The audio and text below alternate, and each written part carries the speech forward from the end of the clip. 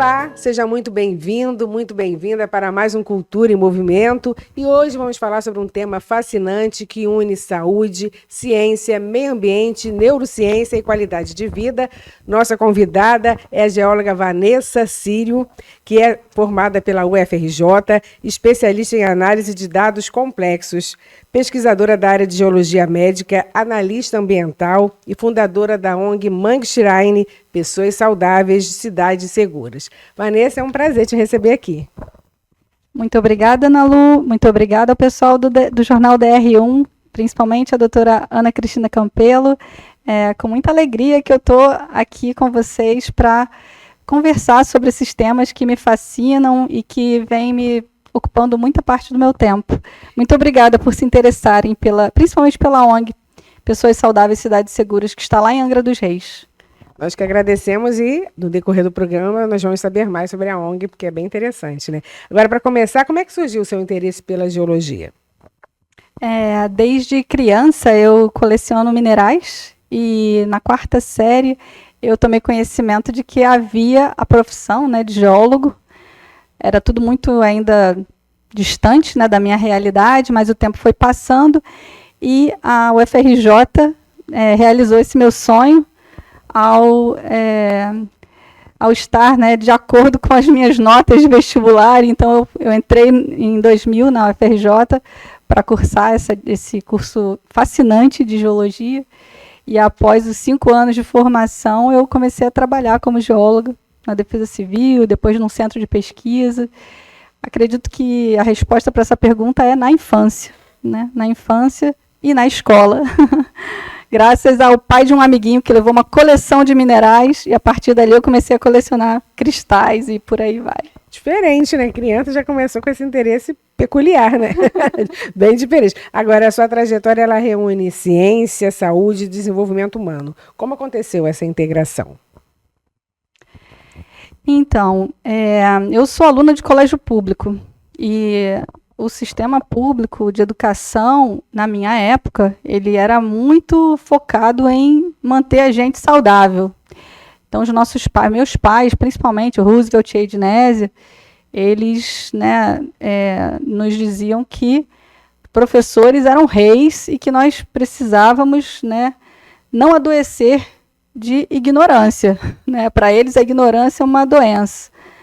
E a educação e a saúde sempre estiveram muito vinculadas, né, à minha realidade. Para mim, eu adoeceria se eu não estudasse. É mais ou menos isso.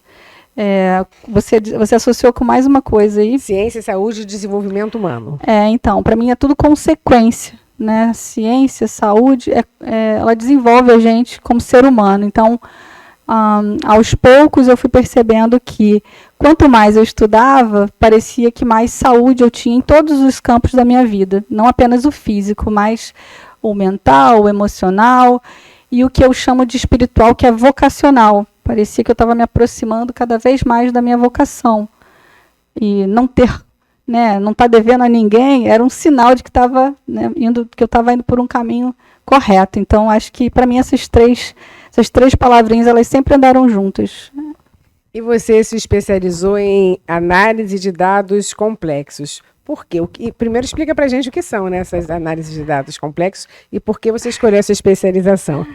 Então, na minha época de estudante de geologia, eu tive a oportunidade de estagiar num centro de pesquisas da Petrobras, com um tema muito curioso, que é como a vida data as rochas, que é a bioestratigrafia. É uma especialização da geologia. E eu falo análise de dados complexos porque, para você saber, né, como uma forma de vida diz a respeito de um ambiente do passado, a gente se debruça sobre muita filosofia, muita relação de causa e efeito. E aí, logo depois disso, eu fui fazer uma especialização em dados geofísicos na UERJ, uma pós-graduação, e lá eu tive a oportunidade de conhecer, né, outros professores maravilhosos que foram me inspirando, né, a me debruçar sobre o que eu não sabia, sobre, né, sobre não ter vergonha sobre o que nós não sabemos. Então, eu acho que o que mais me motivou, né, a persistir nesses campos era a familiaridade com o desconhecido. A gente ficar confortável com o que a gente não conhece é um ganho, não apenas para a nossa vida profissional, mas para a nossa vida como um ser humano, um ser social que somos.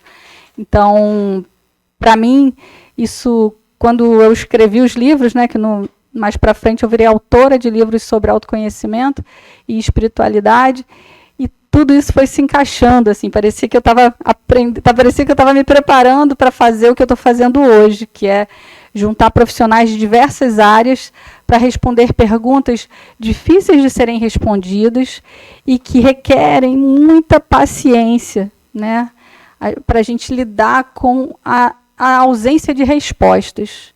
Então, a análise de dados complexos é essa paz para lidar com o que a gente ainda não sabe que está prejudicando a gente, coragem para apontar, né, quais são os principais causadores de determinados efeitos, e aí a gente está falando de adoecimentos, mas também de saúde, né? Nós também sabemos quais são os elementos que são condição para que a gente tenha saúde. Então, a geologia médica ela veio de encontro com todas essas, né, reunindo todas essas esses saberes que eu havia me dedicado a compreender, porque na história, né, de cada profissional tem, né, tô sorrindo aqui, mas já houveram muitas lágrimas para digerir, né, realidades que são difíceis de compreender. Então, quando as pessoas, às vezes eu começo a falar, né, e parece tudo muito complexo, mas na prática é tudo muito simples, né? A gente olha para água e para cachaça, parece que é a mesma coisa, né? Visualmente parece que você está vendo água, mas dependendo de como você, né, do efeito desse líquido no seu corpo, você vai saber se o que você está tomando está te nutrindo ou se o que você está tomando está desestabilizando. Então, são análises complexas, mas o resultado disso é muito simples de ser observado na prática.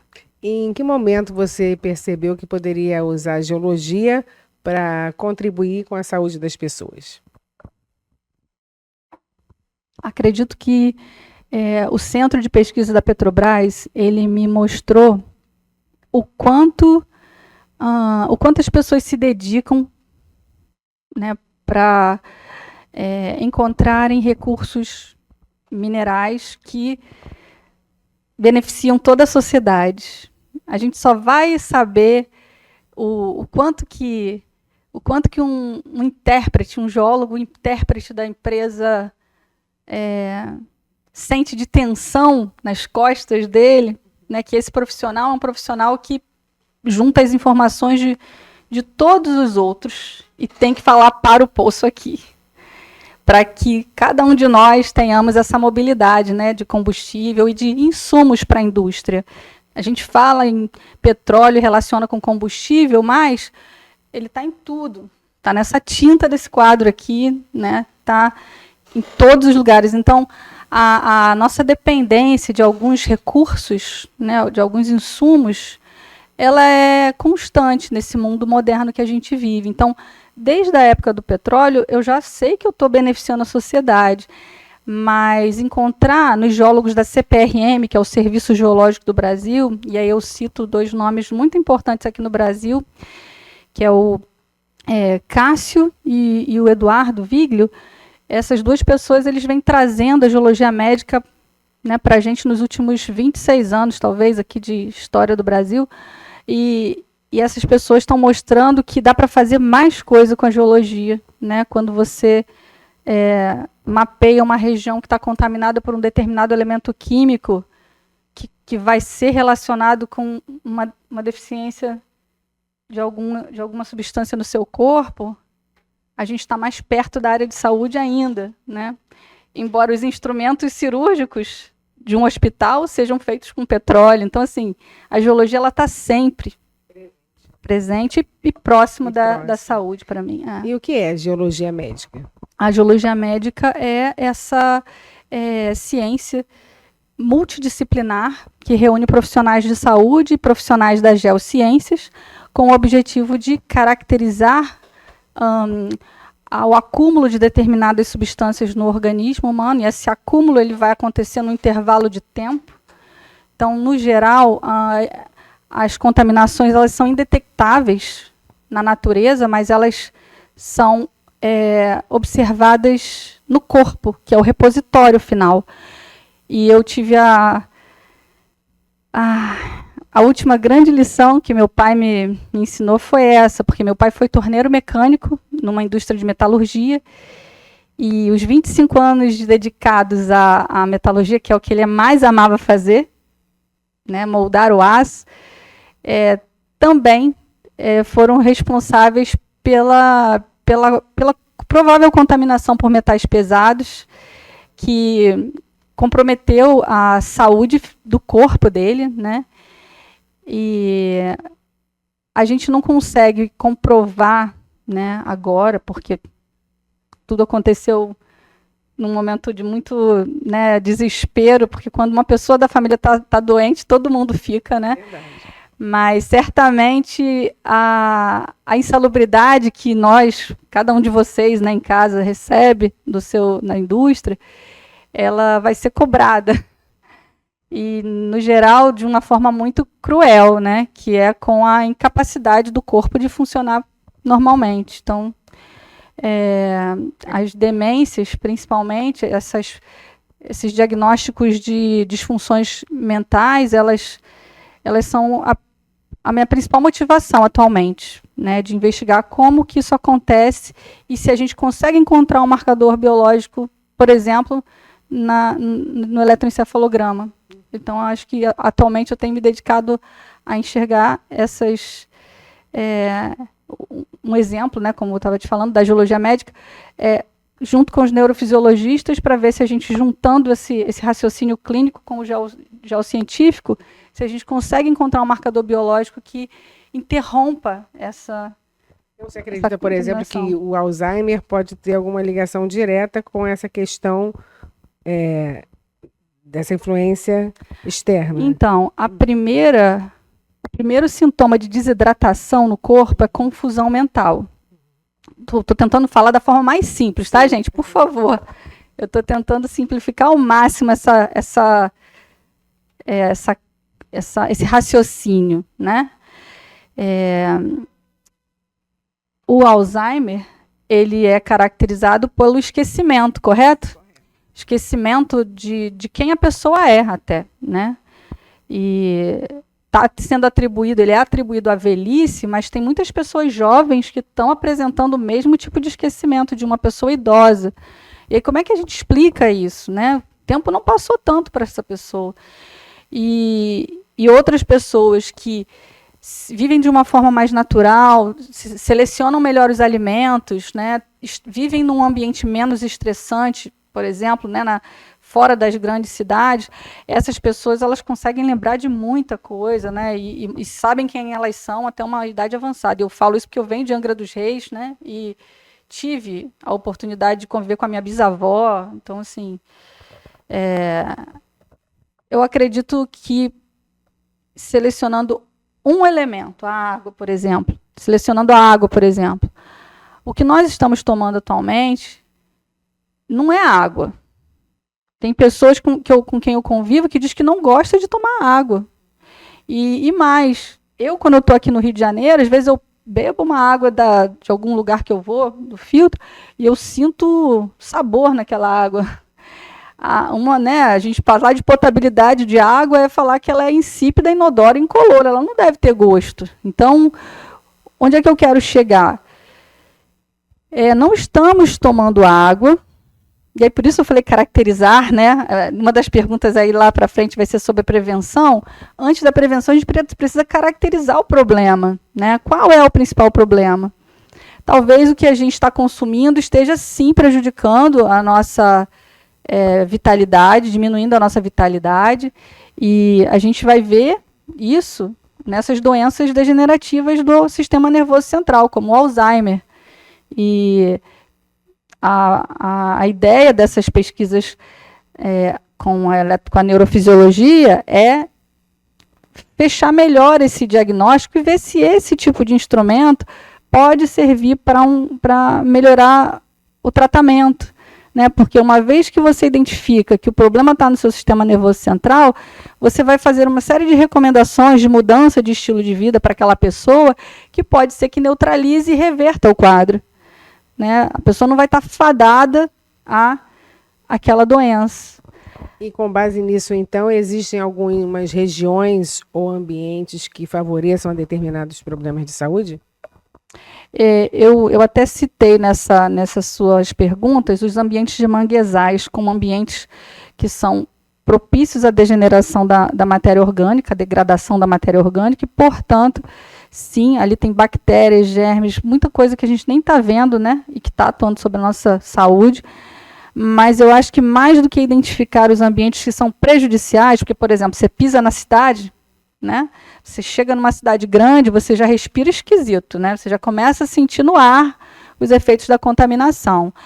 Você come um alimento e esse alimento parece que não está te nutrindo. E mais do que caracterizar o problema, né, onde estão as regiões que são problema, é importante criar regiões que sejam a solução. Até uma área de manguezal aterrada, continua o problema ali? Existem gases, por exemplo, o radônio, que eles vão se acumulando nos ambientes fechados. E sim, na verdade, Ana Lu, todos os ambientes artificiais, eles vão estar prejudicando de alguma forma a vida do organismo, do ser humano. Nós somos uma espécie, como qualquer outra, que precisa de ambientes naturais para se manter saudável. No Japão, os banhos de floresta são recomendados para diminuir o estresse das pessoas, por exemplo. E, na verdade, o que está acontecendo ali? O teu corpo, que troca energia elétrica com o ambiente, ele está trocando energia elétrica com as plantinhas que, né, estão naquele... Você pisar no chão faz a diferença. Então, assim, sim, os ambientes artificiais fazem mal para a gente. Eu acho que não é nenhuma novidade, né? Se a gente viver de um jeito artificial, a gente também vai se sentir mal, né? E eu acho que mais do que falar dos ambientes que prejudicam, eu acho que a gente precisava estar pensando em criar ambientes que sejam mais equilibrados, né? E que nos tornem pessoas cada vez mais seguras e saudáveis, que é o objetivo do Mangue Shrine, pessoas saudáveis e cidades seguras. Agora, você pesquisa, né, anomalias magnéticas e seus possíveis impactos fisiológicos. Explica pra gente como é que isso funciona. Ah, legal. Essa é uma pergunta que eu gosto muito de responder. Porque os teóricos, né, a gente, quando vive num ambiente de teoria, a gente acaba ficando cego para a realidade social, né? E, atualmente, desde 2000 que eu acompanho, quando eu descobri, na verdade, eu estava na faculdade, né, que havia uma anomalia magnética no Atlântico Sul, que é essa região onde nós estamos no planeta. Uma anomalia geomagnética significa que há uma perturbação no campo magnético que protege a Terra da radiação cósmica.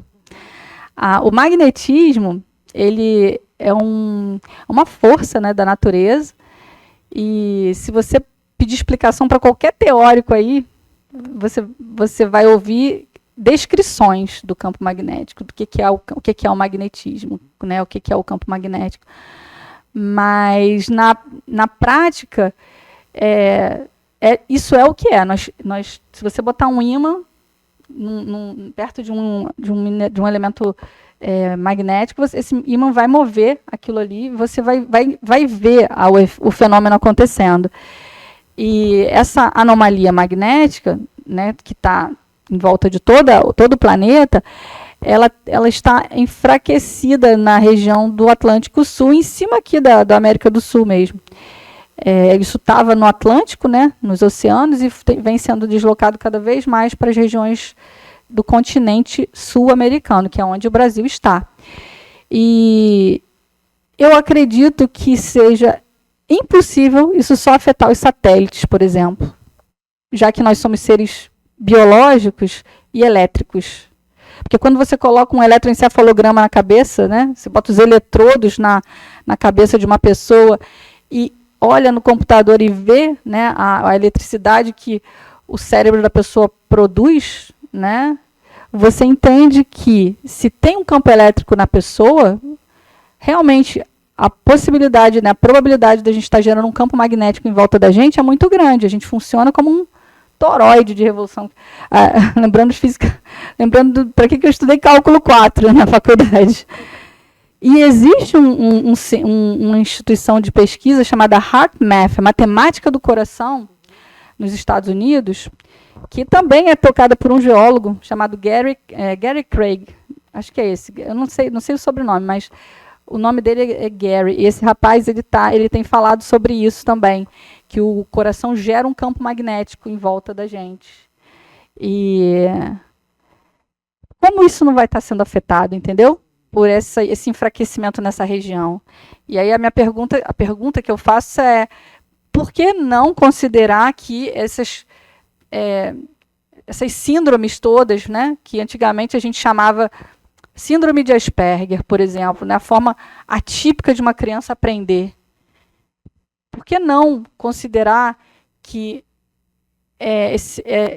essa distribuição global, né, de aumento no número de casos de crianças, por exemplo, com autismo, não seja um fenômeno provocado também por essas questões magnéticas? Eu acho que eu estou falando uma coisa aqui que eu não deveria estar falando dessa forma. Faz muito sentido. Faz muito sentido para quem consegue, né, juntar esses elementos. Aumentou muito e as pessoas não sabem a razão de ter aumentado, mas aumentou. E faz muito sentido ter essa relação. Porque se parar para pensar, um celular no bolso, ele altera um exame neurofisiológico. Um celular no bolso, ele aparece no exame como uma disfunção, um adoecimento. E se a gente está com esse nosso campo magnético sendo perturbado o tempo todo por eletrônicos, não precisa nem ser a anomalia magnética do Atlântico Sul. Basta ser o nosso celular que não sai do bolso, né, que fica perto aqui do coração. Né? Então, uma mulher grávida fica próxima à barriga, tem isso tudo, né? Muitos maus súbitos, né? Muitos maus súbitos deveriam estar sendo investigados se não tem relação com essas perturbações eletrônicas, né? Elétricas, né? No nosso campo elétrico. Então, para mim, isso virou uma conversa que eu gosto muito de ter. E esses equipamentos dessa empresa mineira, uma empresa brasileira, gente, Timol Produtos Magnéticos. Eu conheci ela dando aula para os vendedores dessa empresa, para explicar por que o Brasil ele é empobrecido de magnésio. Os solos do Brasil são empobrecidos de magnésio em algumas regiões. E eu me surpreendi com o que eu aprendi com essa empresa, o que eu venho aprendendo com essa empresa com relação ao cuidado, né, de ingerir água, de ter uma relação mais familiar com pessoas que buscam a mesma coisa, saúde, por um longo período de tempo. O dono dessa empresa é um mineiro super assim, bem disposto, que deve ter mais de 60 anos, seguramente, e ele diz que para o pessoal da Timol o dia tem que estar excelente, não está bom não, aqui está excelente, porque as pessoas se debruçam sobre isso. Qualidade da água, como o magnetismo pode ajudar o corpo dela a ficar mais forte, mais protegido. Eu fiquei muito feliz de conhecer essas pessoas e saber que isso é uma solução, tá, gente? Isso é uma solução. E que está aqui no Brasil, né? Em Minas Gerais. E está sendo. E eles estão saindo do Brasil, eles estão sendo solicitados fora do Brasil. Porque ele trouxe essa tecnologia de Israel e ajustou para o Brasil. Então, o Brasil funcionou no Brasil, funciona em qualquer lugar. Agora, seu trabalho também envolve neurociência e monitoramento por EEG. Como essa tecnologia auxilia na compreensão do estresse ambiental? Então, eu conheci um neurofisiologista chamado Dr. Alexandre Ribeiro, de uma clínica chamada Neuroangra, em Angra dos Reis. E esse senhor, ele acompanhou meu pai. Ele foi médico do meu pai, ele é médico de muitas pessoas O tempo está passando e ele não está envelhecendo. Então, é o tipo de pessoa que é bom a gente ficar de olho, né? O que essa pessoa come, né? Onde ela vive, como ela, né? Como é o estilo de vida dessa pessoa. E aí ele se interessou por participar de uma das meditações que eu conduzo, que eu represento um médico indiano que vem falando da importância da meditação de conexão da mente com o coração para alívio do estresse ambiental. Já vem falando sobre isso em diversos países, não apenas aqui na América, né? Não apenas no Brasil. E esse médico participou dessa meditação e aí eu falei para ele assim, olha, você já medita. Porque o que eu mais faço é mostrar para as pessoas quando elas estão em estado meditativo. Porque, no geral, elas vêm para meditar comigo, passam pelo processo, né, com muita tranquilidade, e aí depois eu convivo um pouco com elas e eu percebo que elas já meditam. Por exemplo, esse médico, quando ele está fazendo a interpretação dos laudos de EEG, que significa eletroencefalograma, ele fica bem parado, ele quase não move o corpo dele. E só de você conseguir conter o seu corpo, sem precisar ficar se movendo, isso já vai induzir no seu cérebro um estado meditativo. É lógico que não é só isso, gente, mas eu acredito que se mistifica muito o conhecimento sobre meditação longe de onde ela veio, né, porque esse termo foi cunhado no Oriente, né, e está relacionado com o Buda.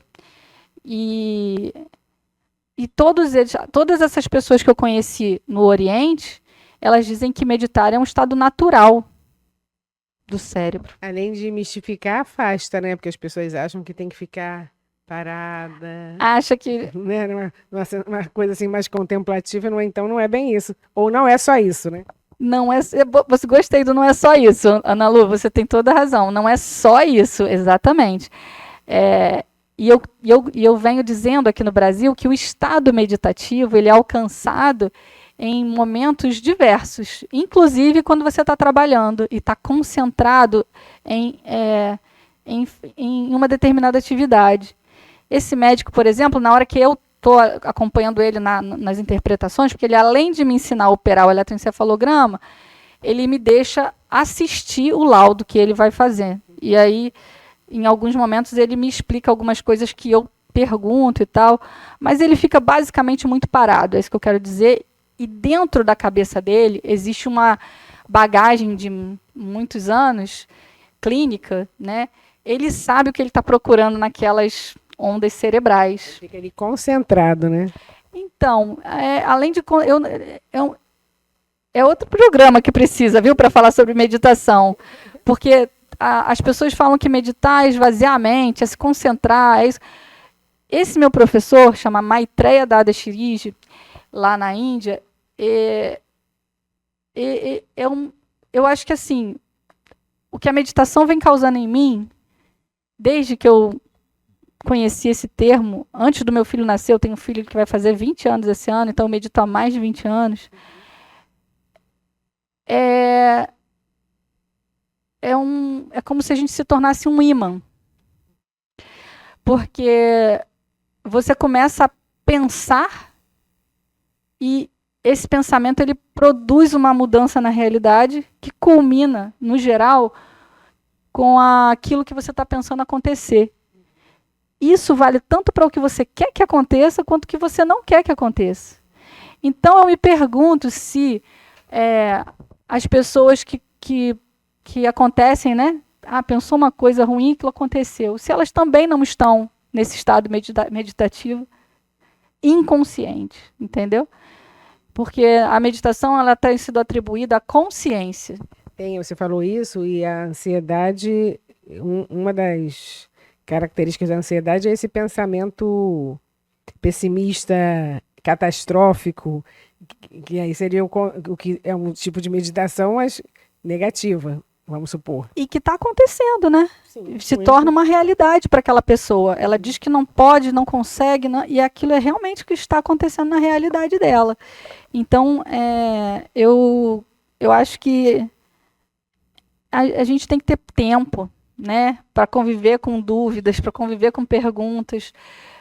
As respostas muito rápidas, elas não nos trazem, né, boas soluções. Então, eu costumo dizer, né, que quando uma pessoa chega para mim perguntando, né, eu não consigo meditar, e aí ela passa por uma anamnese, e eu começo a perceber a qualidade do pensamento daquela pessoa, né? Eu acho que o que eu mais tenho feito é mostrar para as pessoas quando elas estão com pensamentos de satisfação. E aí, só de você pincelar esses pensamentos, você já vai colocando transformando, né, a personalidade, aquela personalidade confusa e desprovida de alegria, numa personalidade mais alegre, com uma visão mais clara da realidade. E com isso, ela entende que ela está meditando. É muito engraçado, tá, gente? Quando a pessoa abre o olho assim e fala, me senti meditando, sabe? Eu acho muito bacana quando eu estou, né, olhando, porque eu sou a observadora, né? Sim. Eu acabo sendo a pessoa, eu medito em outro momento, não na hora que eu estou conduzindo a meditação. E é muito legal. A gente fez uma experiência em Angra dos Reis, na praia, e uns amigos que são donos de uma pizzaria, o dono da pizzaria obrigou os funcionários a meditarem. E aí chegaram aqueles meninos com o cabelo todo pintado de quadradinho, assim, né? Tipo, eu não imaginei que eles fossem se divertir, né, com a situação e tal, fumando, enfim. Aí sentaram lá e começaram. E, cara, eles ficaram parados, eles ficaram respirando, né, no tempo.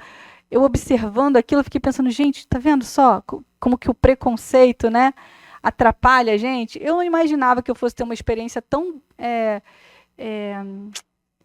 satisfatória, né? Porque foi mais bonito de ver aquelas pessoas que eu não imaginava que pudessem meditar meditando, do que eu estar numa sala mega preparada, né? A gente estava numa praia, usando uma caixa de som que eles levaram. Então, assim, eu acho que todo mundo medita, só não sabe que está meditando, entendeu? E o que são práticas de atenção plena? A meditação, quando você chama mindfulness, né? As pessoas usam a palavra meditação e mindfulness, né? Isso é uma redundância, porque a melhor tradução para mindfulness é atenção plena. E em 2016, quando eu publiquei meu primeiro livro, Espiritualidade e Realidade, Como se Revitalizar com Integridade, eu estava vivendo na Califórnia e uma pessoa aqui no Brasil que estava me ajudando a fazer uma publicação, essa publicação é independente, ele pediu para eu fazer um artigo sobre mindfulness. E na época eu estava aprendendo melhor, né, o inglês em loco, né? E aí, conversando com essa minha professora, que é mexicana, ela falou assim, olha, a melhor tradução para mindfulness é atenção plena.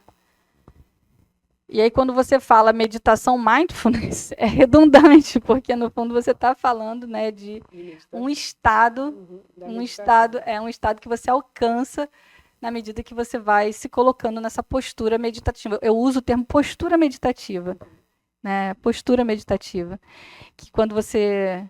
Mas o pleno é quando a pessoa consegue atingir um nível maior, não tem nada a ver. O pleno é simplesmente... Eu acho que pleno tem a ver com essa plenitude que você experimenta independente das circunstâncias, gente. Ontem eu estava chegando no Rio de Janeiro, debaixo de um dilúvio. Eu estava com medo, não estava assim confortável na rua, não, gente. Mas assim, apesar do medo, apesar, né, eu cheguei em casa em segurança, né? Eu tive atenção plena, né? Onde eu estava pisando, plenitude de você estar atento aos teus movimentos, atento aos teus pensamentos, atento ao que é o seu corpo, como o seu corpo se, né? O que é o seu corpo nesse conjunto maior que é, né, o ambiente no qual você está inserido, né? Naquele momento eu era o dilúvio na praia de Botafogo. Então, assim, atenção plena é no sentido de você estar realmente atento ao que você está fazendo, como você está fazendo, para onde você está indo, né? Para que você não seja levado pelas circunstâncias, né? Para que as circunstâncias não te apavorem, né? Porque as circunstâncias, elas, quando nos apavoram, nós tomamos decisões desprovidas de atenção, Sim. que é a distração, né? Se você está gostando, curte, comenta, compartilha, deixa aí pra gente seu comentário, que é muito importante. E nós chegamos à pergunta que você citou várias vezes, que é: você acredita que a prevenção é o melhor caminho para reduzir doenças relacionadas ao ambiente? Sim, com certeza a prevenção é um excelente caminho, mas como eu te falei, né, naquele outro momento, a caracterização dos problemas, ela tem que vir antes da prevenção. Porque atualmente nós estamos lidando com problemas indetectáveis. O que eu quero dizer com isso? Recém saíram alguns artigos sobre, né, de endocrinologistas alertando sobre o acúmulo de microplástico no corpo. Isso significa que não temos equipamentos para detectar esse microplástico antes dele acumular no corpo. Ou seja, o corpo humano está se tornando um depósito, e não de nutrientes, mas de toxinas. Então, antes de prevenir, a gente precisa caracterizar quais são os riscos, né, reais. Minha primeira profissão, meu primeiro trabalho fora da universidade foi na Defesa Civil de Angra dos Reis, com mapeamento de áreas de riscos a deslizamento e inundações. Eu cheguei na Defesa Civil de Angra, como recém-formada, e a prevenção que a gente conversou lá, na época, né, os meus gerentes do Departamento de Engenharia, foi muito importante eles entenderem onde eu estava dizendo que nós precisávamos chegar. Porque antes de falar sobre a prevenção, nós temos que caracterizar o problema. Então, eles me liberaram mesmo, assim, sabe, para eu ir nos lugares onde eu acreditava que eu ia encontrar os dados, sabe? Viemos aqui ao Rio, a CPRM, a GeoRio, ao antigo DNP. É importante que a gente se envolva, né? Que uma pessoa sozinha ela não consegue né, prevenir nada. Sim. Então, antes de prevenir, temos que pensar em caracterizar, né, os riscos. E, para isso, todos nós somos importantes. Diversos profissionais têm que se envolver nessa caracterização do risco. Você falou do microplástico dentro do nosso corpo. E como ele chega? Através da alimentação, de ambiente? É a pergunta de leiga mesmo.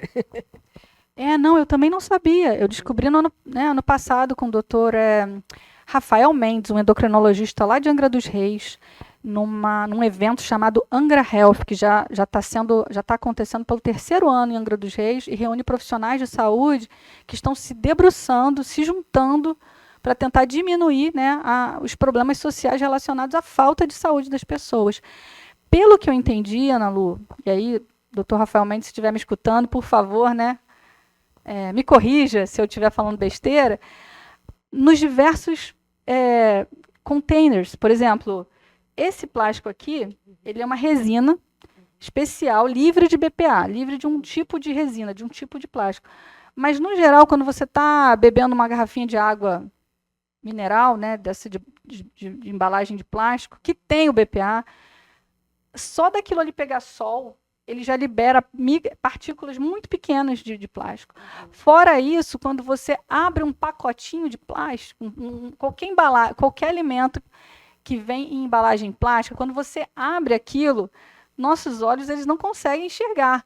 Mas a fração microscópica desse tipo de material, ela se mistura ao alimento e você ingere.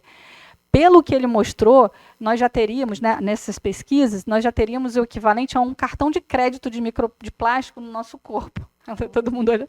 Gente, vocês não estão vendo, mas está todo mundo olhando para mim aqui com a cara de... Pois é, todo mundo curioso. Eu também fiquei com essa cara quando eu ouvi ele falar. E o que pode causar? E esse endocrinologia... Pois então, de olha isso. De saúde. Doutor Rafael, por favor, hein, vem aqui para falar com a gente no Jornal DR1, que essa galera está fazendo a cultura realmente se movimentar.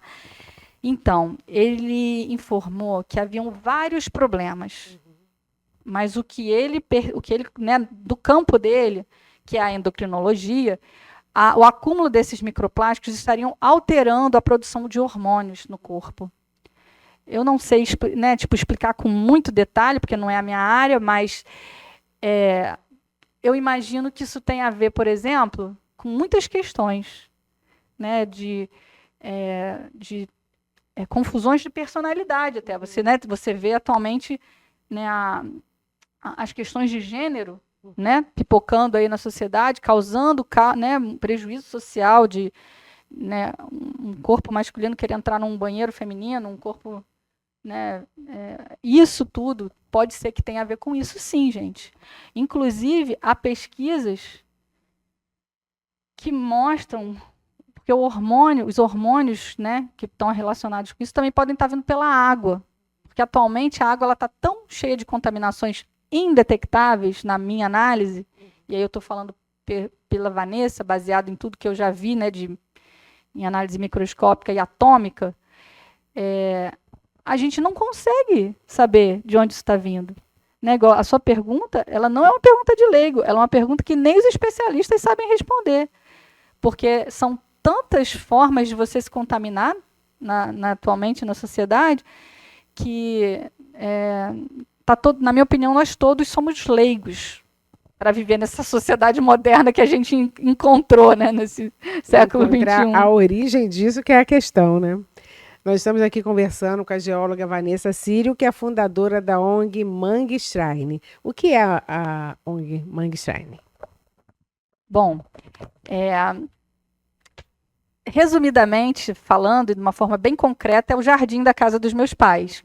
Começou, né, com uma vontade minha, né, de ter um santuário de ecossistema.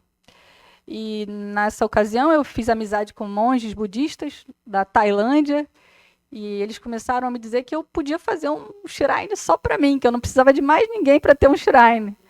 E aí me presentearam com alguns elementos, né, que você encontra em shrines. O que me... Shrine é santuário, né? Isso. Na Califórnia existe o Lake Shrine. Geralmente, por que se cria um santuário? Né? Acho que essa é uma resposta, uma pergunta importante de se fazer. Muito. Os santuários, eles reúnem pessoas que querem se autorrealizar. São pessoas que já estão com a vida dela bem assim organizada, vamos dizer assim, tem saúde física, né, sabe de onde vêm os recursos financeiros para que ela tenha uma vida suave. E, no geral, elas têm uma pessoa que inspira elas a se tornarem pessoas melhores.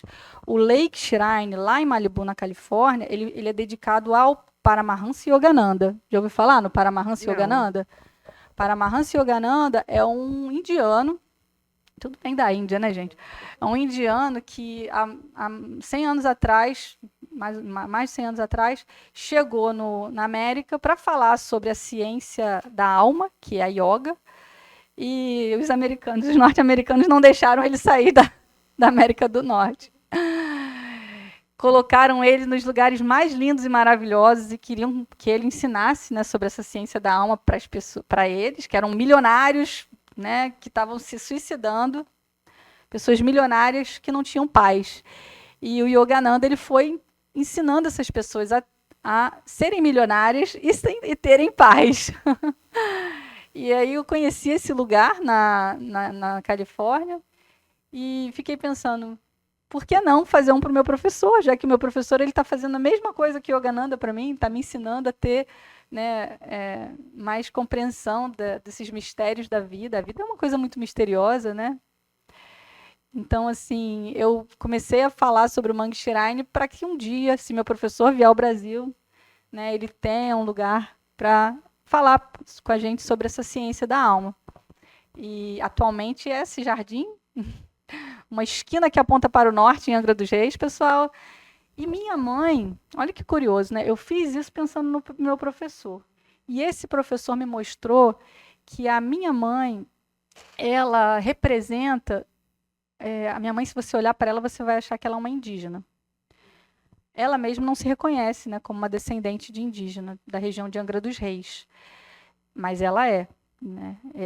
Eu tenho 3 anos que eu recém descobri isso, ou seja, também sou, né?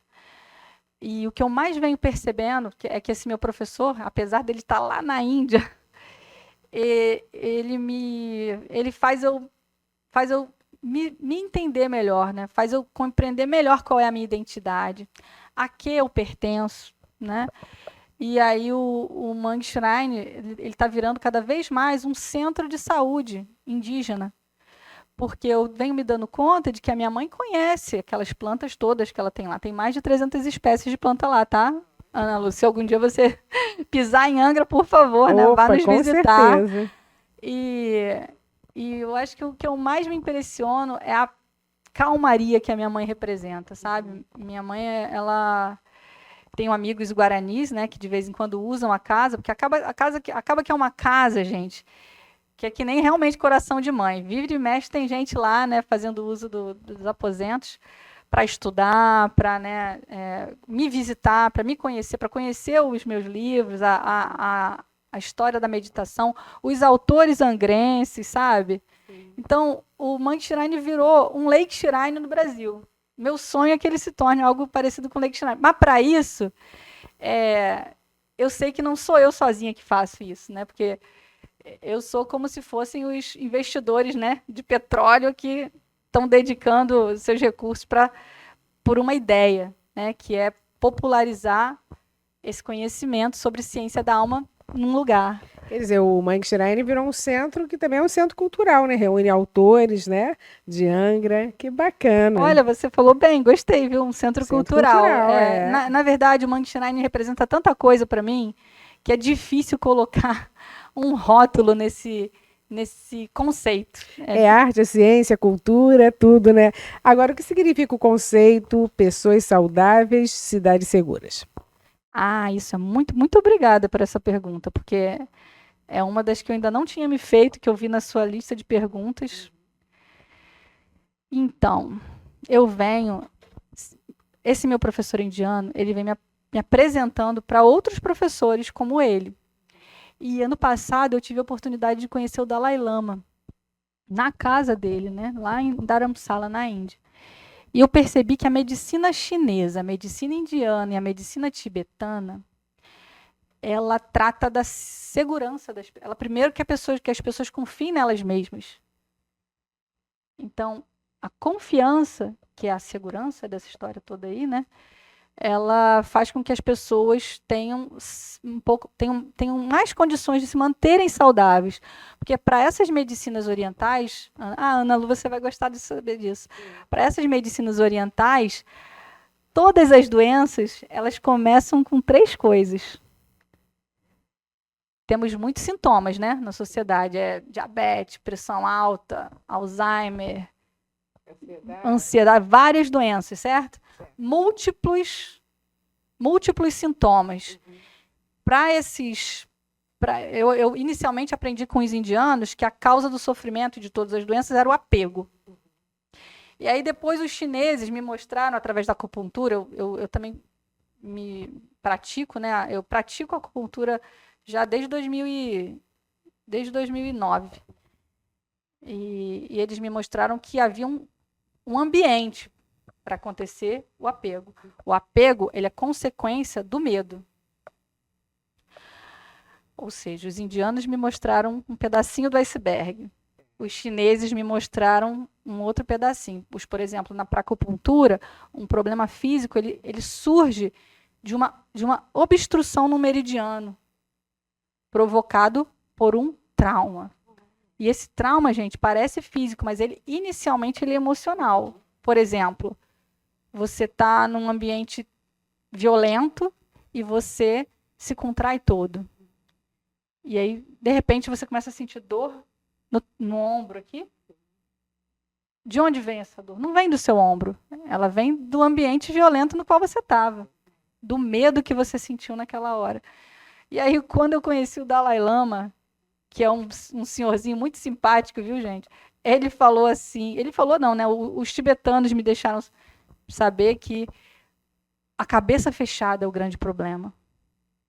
Uma pessoa que não consegue aprender a viver, ela é o principal ela é a pessoa que mais adoece. E adoece as outras. Ela bota em risco a vida das outras.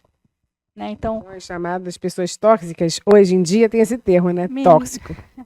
Eu queria dizer que sim, mas às vezes nós mesmos somos essas pessoas quando nós nos recusamos a aprender algo que está na nossa frente. A gente olha, mas não enxerga. Então, quer dizer, apego, medo, cabeça dura. Cabeça fechada. Cabeça fechada, né? Para os tibetanos, para os chineses, para esses orientais, o professor é um médico.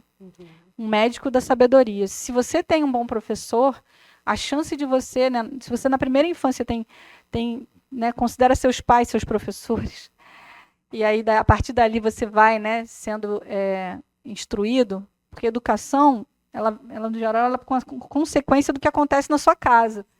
E aí a instrução são nas instituições, né? Atualmente os professores estão tendo que ser pais, né? Estão tendo que ser tios.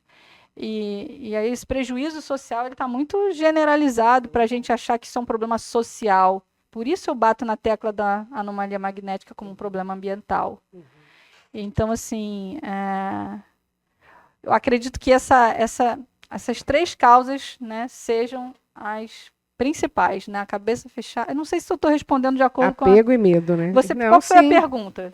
Sobre pessoas saudáveis e cidades seguras. Isso, o moto Pessoas Saudáveis e Cidades Seguras tem essa função de alertar as pessoas da causa real, né, da saúde. Como é que você mantém a sua vida, né, saudável?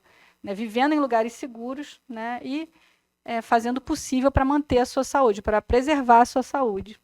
A cultura da paz, então, seria assim, aqui a pergunta seria essa, a cultura da paz pode ser aplicada no dia a dia das comunidades e das cidades?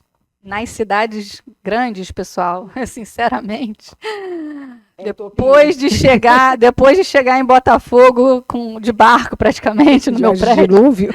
Depois do dilúvio. Não, então, brincadeiras à parte, todos nós podemos ser essa solução. Eu acredito que eu estou numa cidade grande, né, e a minha parece ser muito pouco, né, eu me comportar de um jeito pacífico para com o outro, mas em escala, né, se a gente acredita que uma atitude pacífica, ela tem esse poder de reverberar. E todo mundo pode sim contribuir com essa solução, nas cidades grandes principalmente, buscando essa paz, buscando esse conhecimento. Buscando ser um pacificador também? Buscando ser um pacificador, exatamente. E principalmente buscando qual é a sua vocação. Porque quando você descobre a sua vocação, ninguém consegue te tirar do sério. Você tem tanta coragem para se levantar, sabe? Que você descobre que a guerra toda que você, né, a violência toda que está fora de você, ela tá dentro de você por você não saber quem você é. E qual mensagem você gostaria de deixar para as pessoas que desejam viver com mais saúde, equilíbrio e consciência ambiental? Bebam uma água de boa qualidade. A mensagem é: bebam uma água de boa qualidade, cuidado com o alimento que vocês estão comendo.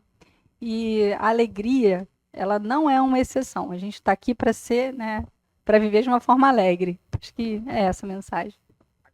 Então é água de boa qualidade, né? Essa é uma questão seríssima. Bom, água de boa qualidade. Se vocês quiserem saber, eu tenho fontes confiáveis para compartilhar, né? Acho que eu posso dizer isso. Com certeza. E tem o seu arroba, para quem quiser saber mais sobre o assunto. Ah, sim, né? No Instagram, no LinkedIn, eu também estou no LinkedIn, como Vanessa Círio. Tem outras pessoas aqui na cidade, como o Davi Antunes, que também está se vinculando a essa empresa de produtos magnéticos para me ajudar num congresso de autismo que vai estar acontecendo em Miguel Pereira. Muito importante, esse congresso de autismo que vai acontecer nos dias 28, 29 e 30 de agosto, sob direção da doutora Cláudia Araújo, uma médica pediatra com mais de 30 anos de experiência na área pública e, enfim, é só procurar, gente. Não tem, assim, muita desculpa. Eu procurei, você está procurando, está todo mundo procurando viver de uma forma melhor. Então, acho que beber uma água de boa qualidade já é meio caminho para que a gente consiga o que a gente quer. Porque com isso daqui, com uma água de boa qualidade, você vai ter mais lucidez e orientação. E com lucidez e orientação, tudo fica mais fácil, né? Tá certo? Repetindo, então, seu arroba. É @Vanessa Sírio com SYRO, meu Sírio é SYRIO. E a Mangue Shrine, @Mangue Shrine é Mangue de manguezal e Shrine é SHRINE. Vanessa, muito obrigada pela sua participação, pelo nosso bate-papo, que com certeza foi muito bacana, esclarecedor, né? A gente aprendeu aqui, eu aprendi muito aqui, muito obrigada. Eu que agradeço, né, pela atenção de todos que estão interessados nessa vida com mais saúde, com mais paz e usar a ciência aplicada. Eu acho que eu faço um convite para quem está ouvindo esse programa e é da área de neurofisiologia para me procurar, para a gente tentar fazer mais a esse respeito. Porque quanto mais eu converso com pessoas que entendem do assunto, mais próximo a gente está de uma possível solução para esse desafio que estão sendo as síndromes, né, que estão adoecendo a mente e o cérebro das nossas crianças. É isso. Você que nos acompanhou aqui até o final, muito obrigada pela sua participação. Fica sempre ligado no Cultura em Movimento, que traz arte, cultura, ciência, saúde, meio ambiente, porque afinal de contas está tudo interligado, né? É isso, beijo e até a próxima.